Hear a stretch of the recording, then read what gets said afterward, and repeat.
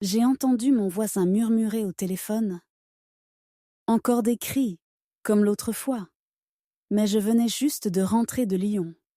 Et ce n'était que le début. J'ai inséré la clé dans la serrure avec cette sensation étrange. Pas celle du retour à la maison, mais celle d'entrer chez quelqu'un d'autre. La porte s'est ouverte sans résistance. Trop facilement.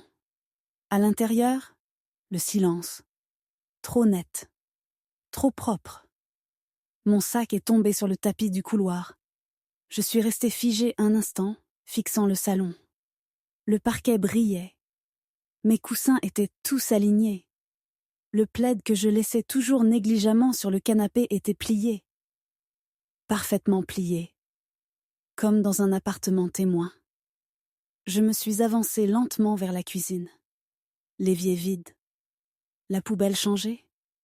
Le frigo nettoyé. Même la trace de mon aimant rouge avait disparu. J'ai ouvert les placards. Tout était à sa place, mais pas à ma place. L'ordre n'était pas le mien. Et alors, un bruit à la fenêtre. Je me suis retournée, le cœur battant. « Ah, tu es rentré ?» dit Alain, mon voisin, depuis son balcon. « Je croyais que tu repartais ce week-end. »« Je viens d'arriver, il y a 10 minutes. » Il m'a observé avec un air incertain, presque gêné. « Il y a eu du bruit l'autre soir. Des cris. Vendredi, je crois.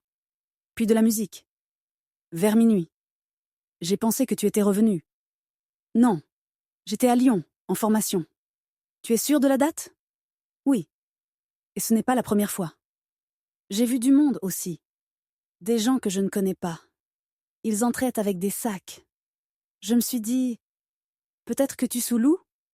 Je n'ai pas su quoi répondre. Mon ventre s'est noué. Je suis rentrée et j'ai fermé la porte. À double tour. Dans la chambre, le lit était fait. Trop bien fait. Les oreillers changés, comme à l'hôtel. Mes draps n'avaient pas cette odeur. C'était neutre. Détaché. Une lessive qui n'était pas la mienne. Je me suis assise au bord du lit, l'esprit figé. Et soudain, un souvenir. En avril, je suis revenue plus tôt que prévu. Et j'avais senti une odeur d'encens en entrant. Une autre fois, mon carnet de travail était dans un tiroir où je ne le range jamais. J'avais mis ça sur le compte de la fatigue, de ma mémoire. Mais maintenant, je me suis levée et suis allée dans le salon. J'ai regardé autour. Tout était trop, impeccable, trop contrôlé. J'ai ouvert l'ordinateur portable. Historique, vidé.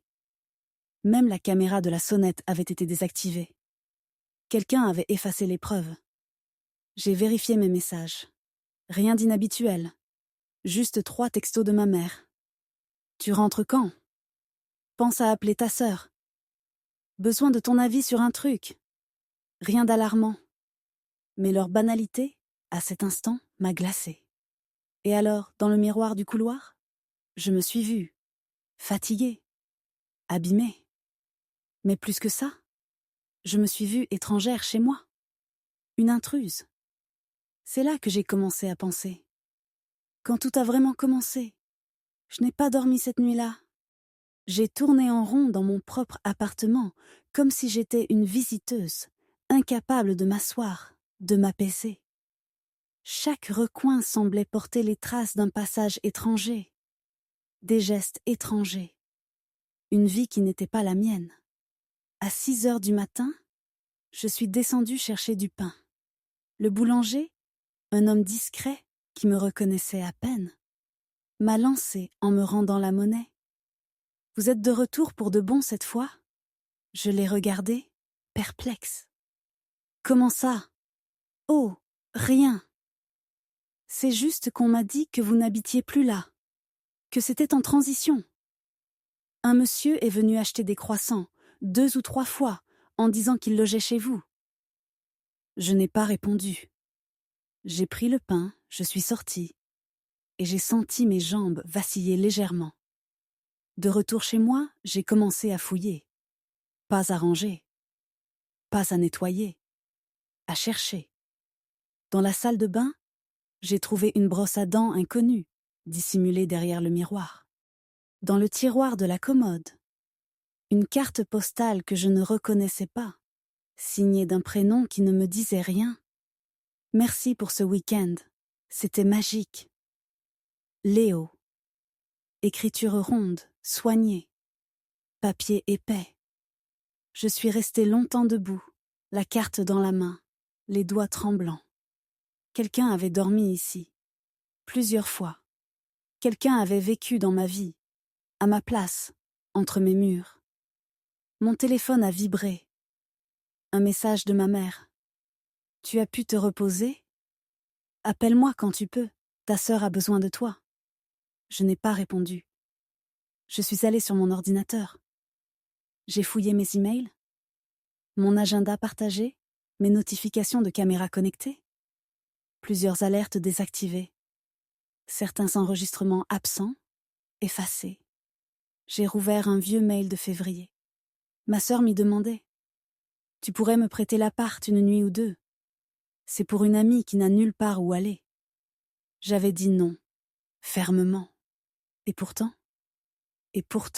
on était entrés.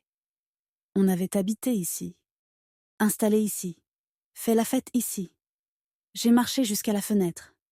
En bas, Alain, le voisin du début, promenait son chien. Il m'a vu et a levé la main. Je suis descendue. Alain, vendredi, vous avez dit qu'il y avait eu du bruit. Est-ce que vous avez vu qui entrait? Il a hésité. Puis, 2 femmes, jeunes, et un type, costaud. Il portait une enceinte. Il avait l'air, pas à sa place, disons. Et avant ça? Il y a eu d'autres fois? Oui, 3 ou 4. Surtout les week-ends. Gens bien habillés, parfumés. Parfois ils riaient fort dans la cage d'escalier. Mais je pensais que vous saviez. Je suis rentrée. La tête pleine de scènes que je n'avais pas vécues. J'ai pris un carnet. J'ai commencé à noter toutes les anomalies des derniers mois. Les détails que j'avais ignorés. Les légères incohérences. Et plus j'écrivais, plus une idée me hantait. Ce n'était pas un accident. Ce n'était pas une faveur mal comprise. C'était organisé, répété, utilisé par ma famille, par ceux en qui j'avais encore un semblant de confiance. Et à ce moment précis, pour la première fois, j'ai senti que ce n'était peut-être pas moi qui étais absente. Peut-être que j'étais juste tenue à l'écart, volontairement. Je n'étais plus perdue, ni surprise. Ce matin-là, en versant le café dans ma tasse, j'ai compris que je ne pouvais plus attendre. Ni comprendre, ni pardonner. J'ai passé la matinée à installer discrètement des caméras. Une dans l'entrée, juste au-dessus du miroir. Une autre dans le salon, camouflée dans l'étagère. Et une dernière, dans la cuisine. Toutes reliées à mon téléphone, à une sauvegarde automatique sur le cloud. Personne ne les verrait. Cette fois, on ne m'effacerait pas. Je n'en ai parlé à personne. Pas à ma sœur. Pas à ma mère. Pas à mon père. J'ai souri au message comme si tout allait bien. Et j'ai attendu. Le vendredi suivant, j'ai quitté l'appartement à midi. J'ai pris une chambre d'hôtel dans le 13e arrondissement. J'y suis restée seule. Les volets tirés, le téléphone branché. Mon cœur battait vite. Trop vite. J'avais peur de ce que j'allais voir. Mais encore plus peur de ne rien voir. À 20h17, la notification est apparue. Mouvement détecté, entrée. Je me suis penchée sur l'écran. Ma sœur. Elle ouvrait la porte avec une clé. Derrière elle, 2 hommes, la cinquantaine, en chemise ouverte. Puis une femme, plus jeune, en robe fluide, tenant un sac en toile. Ils riaient. Ils entraient comme chez eux. 20h26, salon. Ils disposaient des coussins au sol. Allumaient des bougies. Ma sœur sortait un bol tibétain. L'un des hommes étalait un tissu aux motifs orientaux sur ma table basse. La femme sortait de l'encens. 21h04, Ils formaient un cercle. Les voix étaient hantes et basses, inaudibles. Ma sœur parlait, les mains tendues. Puis, l'un des hommes s'est approché d'elle. Ils se sont enlacés. Longtemps. Je ne pouvais plus respirer. Je suis restée là, des heures, à les regarder occuper mon espace, manipuler mes objets, rire, méditer, chuchoter, boire du vin, danser, s'allonger sur mes coussins, s'allonger sur mon sol. À 23h12, l'image s'est brouillée. Quelqu'un avait couvert la caméra du salon. Mais c'était trop tard. J'avais tout vu. Le lendemain matin, j'ai attendu qu'ils partent. Puis je suis rentrée. L'odeur d'encens m'a prise à la gorge. Les bouteilles vides dans la cuisine, le tapis roulé, une boucle d'oreille oubliée sur la commode. Mon oreiller déplacé. Je n'ai rien touché. Je me suis assise et j'ai appelé ma mère. Il faut qu'on parle. Ma chérie, comment vas-tu? Ta sœur m'a dit que tu étais partie en week-end. J'étais à Paris. À regarder ce qu'elle faisait chez moi. Silence. Tu le savais, n'est-ce pas? Écoute. Tu le savais. Elle a soupiré, longuement. Elle avait besoin d'un espace. Un endroit calme. Pour ses cercles, pour ses soins. Ce n'est pas un crime. Ce n'est pas un soin. C'est une violation. Tu es toujours aussi dramatique. Tu es entré ici. Tu as donné une clé. Tu as laissé des inconnus dormir dans mon lit. On pensait que tu comprendrais. C'est ta sœur.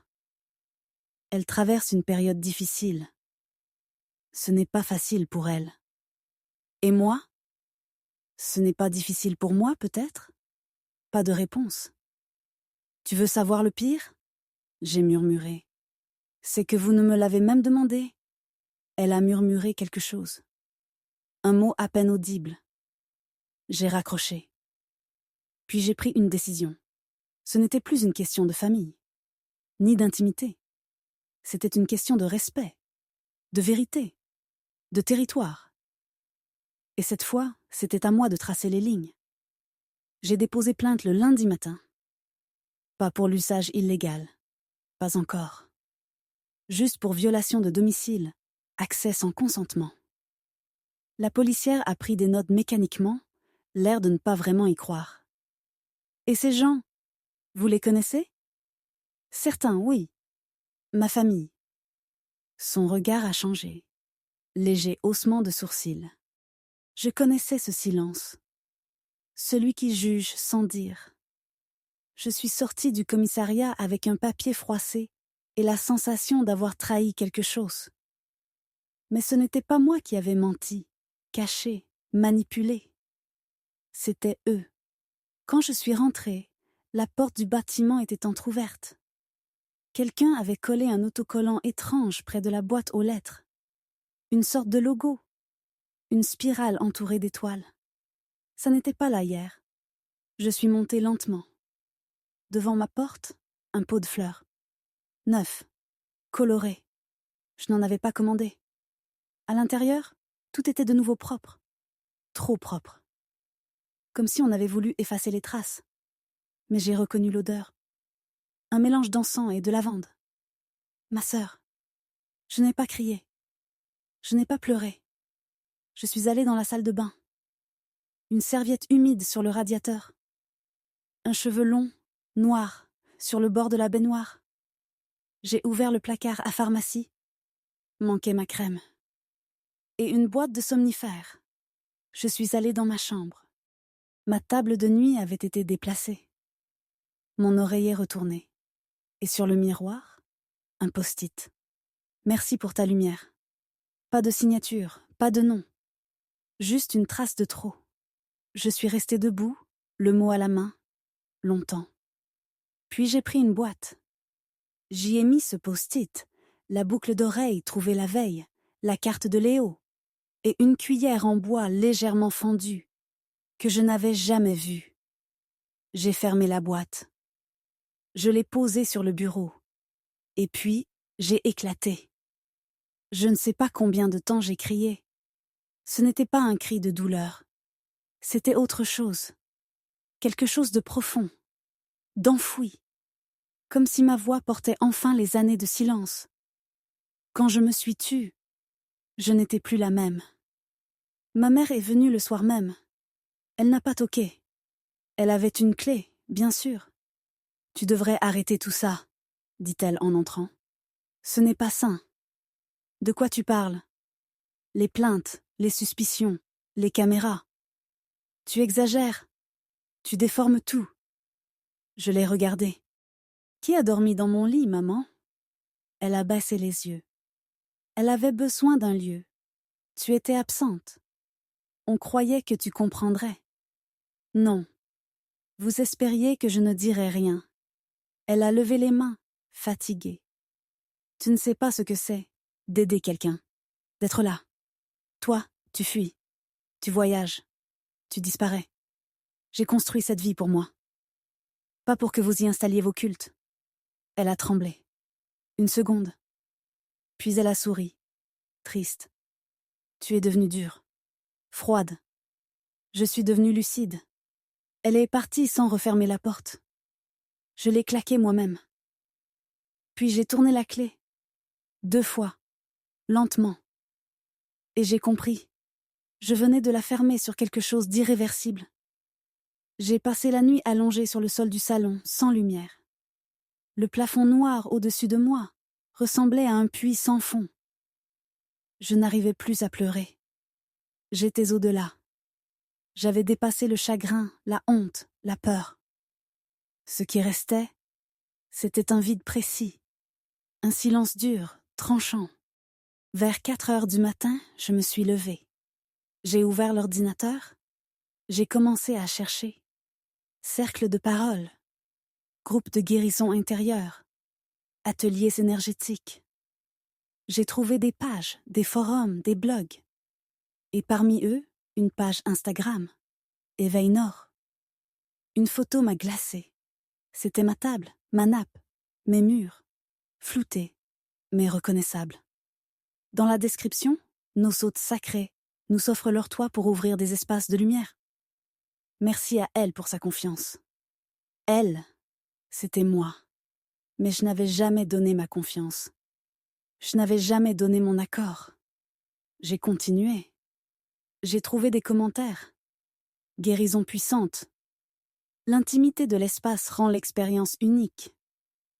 On sent la chaleur du foyer. Puis, un nom. Camille Delmas. Accompagnatrice en libération émotionnelle, facilitatrice de rituels de passage. C'était ma sœur. Mon cœur s'est figé. Elle s'était servie de moi, de ma maison, de mon intimité, de mes silences. Et elle en avait fait une scène. Je suis restée assise là, jusqu'au matin, devant l'écran. Puis, j'ai appelé un avocat. Une femme recommandée par une collègue, spécialisée en litiges familiaux et droits immobiliers. « Vous avez des preuves ?» m'a-t-elle demandé calmement. Vidéos, témoignages, accès aux publications, des objets retrouvés, des traces physiques, tout. Alors on peut commencer. Mais ce ne sera pas simple. Ce genre de choses implique une zone grise. Famille, absence de violence directe. Il faudra être précise, méthodique, et surtout, décider. Décider. Je l'étais. Cette même journée, j'ai contacté Carla, une femme que j'avais vue commenter sous un post du groupe. Son message disait « L'ambiance m'a mise mal à l'aise. Je ne savais pas que c'était une résidence privée. » Je lui ai écrit. Elle m'a répondu. Elle m'a appelé. Sa voix était calme, mais chargée. Je suis venue 2 fois. On nous disait que l'endroit était un sanctuaire prêté par une sœur bienveillante. Je pensais que c'était vous. On ne vous a jamais dit mon prénom? Non. Juste qu'une âme généreuse nous ouvrait son espace. Vous avez payé? Oui. C'était présenté comme une offrande consciente. 120 € par session. En liquide. J'ai noté chaque mot. Elle a accepté de témoigner. Anonymement au départ. Puis elle a dit « Si d'autres vivent ce que j'ai vécu, Je veux les protéger. Ce soir-là, j'ai dévissé le cadre d'une photo de famille. Moi, petite, entre ma sœur et mes parents, à la plage. Je l'ai posée à plat, et je me suis dit, ça suffit. Ce n'était plus ma famille. Ce n'était plus ma maison. C'était un décor, une illusion. Et j'étais prête à l'effacer, pièce par pièce. Je n'ai plus parlé à personne de ma famille. Plus un mot, plus un message. J'étais ailleurs, dans un autre état, une autre version de moi. Plus lente, plus froide, plus méthodique. Le jeudi, je suis allée à la mairie. J'ai demandé un acte de propriété actualisé. Le fonctionnaire m'a regardé comme si je préparais une vente. Il n'avait pas tort. Puis j'ai contacté un serrurier. J'ai changé la serrure. J'ai demandé un verrou intérieur. J'ai ajouté une alarme. La maison n'était plus un chez nous. C'était un territoire en guerre. Le soir même, j'ai retrouvé Carla dans un café discret, près de République. Elle avait un dossier avec elle, des captures d'écran, des messages, une photo de ma sœur en train de parler devant un petit groupe dans ce qui était manifestement mon salon. Elle souriait. Les autres l'écoutaient. Une scène parfaitement orchestrée. Je n'ai pas tout compris à ce qui se passait, a dit Carla. Mais l'énergie. C'était bizarre, invasive.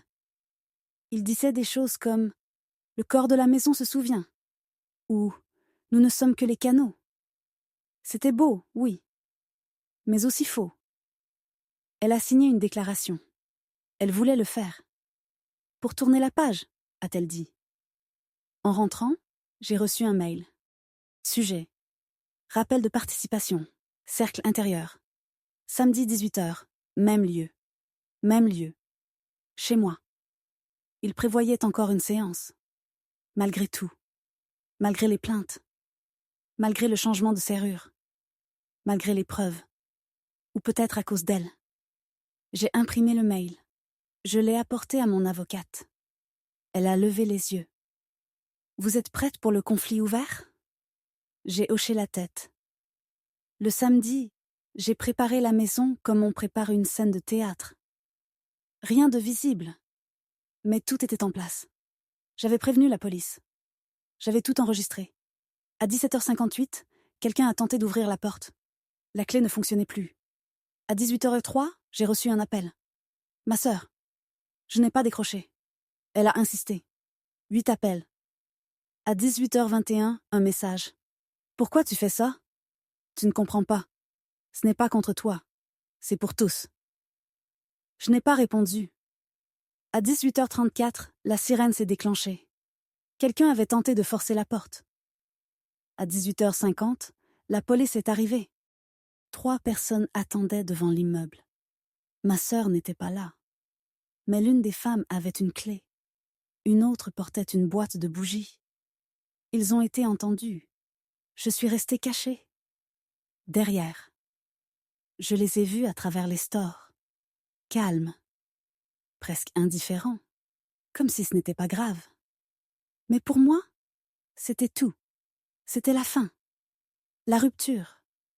Le moment précis où le mot famille a cessé d'avoir un sens doux. Ce soir-là, j'ai tout verrouillé. Et j'ai commencé à préparer la mise en vente. L'annonce est parue un mardi matin.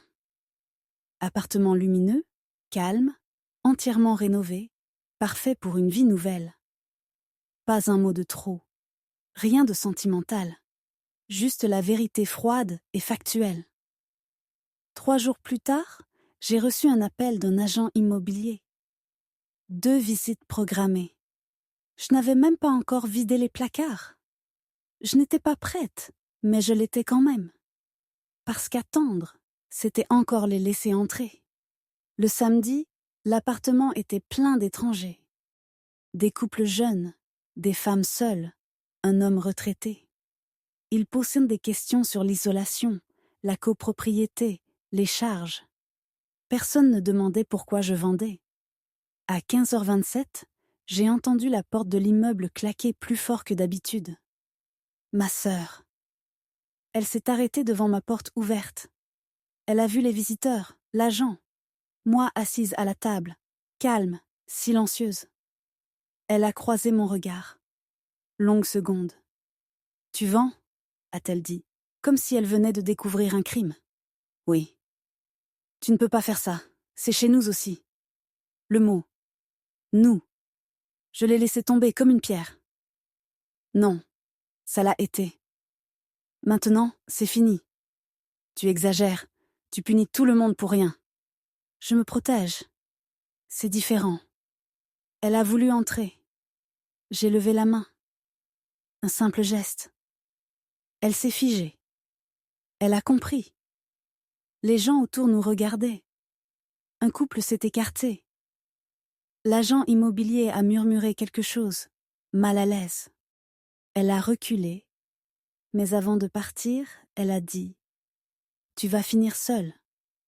Je n'ai pas répondu. Après son départ, l'appartement a semblé plus lumineux, plus clair, comme s'il avait retenu sa respiration trop longtemps. Le soir même, l'une des visiteuses m'a appelée. Elle voulait faire une offre. Je suis montée sur le toit de l'immeuble. Il faisait frais. Le ciel de Paris était violet, presque calme. J'ai regardé les cheminées, les fenêtres allumées, les vies derrière les rideaux. Des gens normaux, avec des clés qui n'étaient maintenant partagées avec personne. J'ai souri. Pas de victoire, pas de triomphe. Juste le silence que j'avais attendu si longtemps. Et je l'ai laissé entrer. Le camion de déménagement est parti à 8h13. Il pleuvait. Une pluie fine, silencieuse, qui ne mouillait presque pas, mais s'infiltrait partout. J'ai fermé la porte derrière les déménageurs. L'appartement était vide. Les murs nus. Le parquet un peu rayé, là où mon canapé reposait. Dans la cuisine, un seul objet restait. La bouilloire. Je l'ai prise. Dernier geste. J'ai descendu les 3 étages à pied. Pas de nostalgie. Juste le bruit de mes pas. Personne dans l'escalier. En bas, je me suis retournée une dernière fois. La porte était entr'ouverte. Une silhouette au fond du couloir. Elle, ma sœur. Elle ne parlait pas. Moi non plus. Je suis sortie. Dans la rue, un taxi m'attendait. Nouveau quartier, nouvelle adresse, nouveau digicode que personne ne connaîtrait sauf moi. J'ai monté la vitre. Il faisait toujours gris. Mais à l'intérieur, c'était calme. Je n'ai pas regardé en arrière.